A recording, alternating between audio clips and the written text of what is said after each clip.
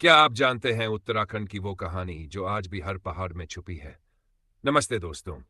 क्या आप जानते हैं कि जिस भूमि को हम आज देवभूमि कहते हैं, उसका इतिहास कितना पुराना और रोमांचक है? आज हम किसी किताब से नहीं पढ़ेंगे, बल्कि अपनी इतिहास की टाइम मशीन में बैठेंगे और चलेंगे हजारों साल पीछे, आदिकाल से लेकर आधुनिक उत्तराखंड के गठन तक। यह सफर बहुत दिलचस्प होने वाला है। मैं हूं सतीश चंद्र भट्ट और चलिए शुरू करते हैं उत्तराखंड की गौरव गाथा जो कि तकरीबन 40 सप्ताह चलेगी। हमारा पहला स्टॉप है आदिकाल। कल्पना कीजिए एक ऐसा समय जब न कोई राजा था न कोई सीमाएं। चारों तरफ बर्फ से लदे पहाड़ और गहरी शांति। यहीं हिमालय की गोद में ऋषि मुनि तपस्या करते थे। पुराणों के अनुसार यहीं से पावन गंगा और यमुना का जन्म हुआ। इसीलिए इस धरती को देवभूमि कहा गया। यह सिर्फ एक नाम नहीं, बल्कि हमारी आत्मा है। अब हमारी टाइम मशीन पहुंचती है 7वीं शताब्दी में। यह दौर था कत्यूरी राजवंश का। क्या आप जानते हैं, कत्यूरी राजाओं ने ही पूरे कुमाऊं को एक सूत्र में पिरोया था। उनकी राजधानी थी कार्तिकेयपुर, जिसे आज हम बैजनाथ के नाम से जानते हैं।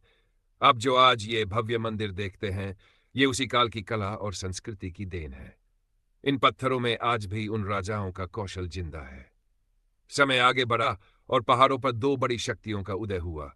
कुमाऊं में चंद राजवंश ने अल्मोड़ा को अपनी शानदार राजधानी बनाया और कुमाऊनी परंपराओं को नई ऊंचाई दी।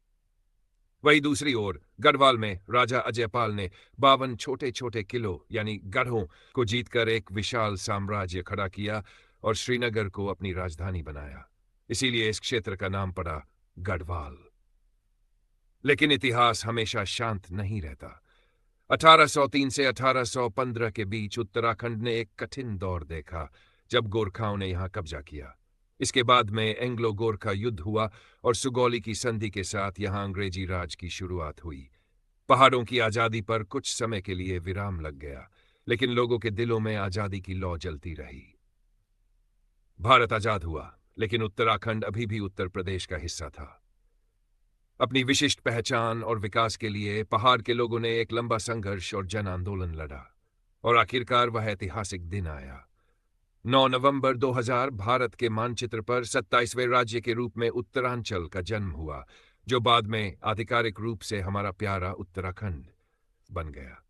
देहरादून इसकी राजधानी बनी और विकास का एक नया सफर शुरू हुआ। आदिकाल की शांति से लेकर आज के आधुनिक उत्तराखंड तक हमारा इतिहास साहस, संस्कृति और भक्ति की कहानी है।